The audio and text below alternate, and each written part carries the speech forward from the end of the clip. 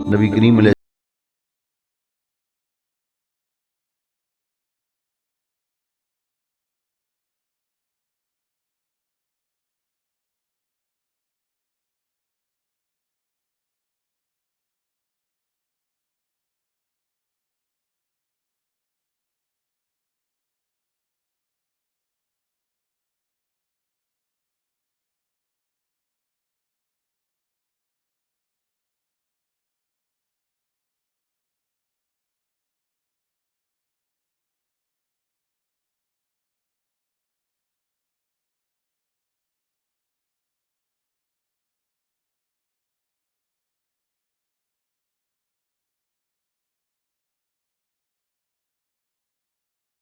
हुजूर ने फरमाया, सबसे बुरा घर वो है जिसमें कोई यतीम हो, उसके साथ बुरा सलूक किया जाता हो।